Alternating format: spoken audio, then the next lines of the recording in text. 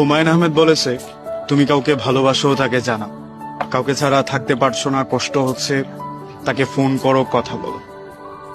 তুমি তাকে ভালোবাসো, তাকে সবটা বলে দাও। তুমি জানো তুমি প্রকাশ করলে সে তোমাকে ভালোবাসায় সম্মতি প্রকাশ করবে না।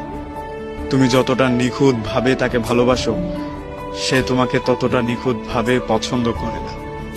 একজন মানুষ তোমাকে পছন্দ নাই করতেই পারে, একজন মানুষ তোমাকে ভালো না বাসতেই পারে। একজন মানুষকে তুমি একতরফা ভালোবেসে গেলে, একটা মানুষকে তুমি পছন্দ করে গেলে, কিন্তু তুমি তা প্রকাশ করলে না। মনের ভেতরে কষ্ট চাপা রাখলে একটা মানুষকে কখনো জানানোই হবে না।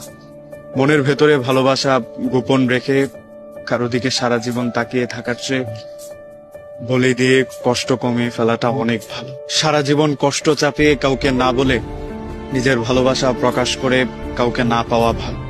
আমার কথাগুলো অসত্য হলেও এটাই সত্য। এই যে না বলা, না বলে সারা জীবন একতরফা ভালোবেসে যাওয়া, তারপর আর সারা জীবন ওই মানুষটার সাথে দেখা না হওয়া, এটা আপনাকে একটা তীব্র যন্ত্রণা জন্মিয়ে দেবে, যেটা আপনি সারা জীবন বহন করে যেতেন।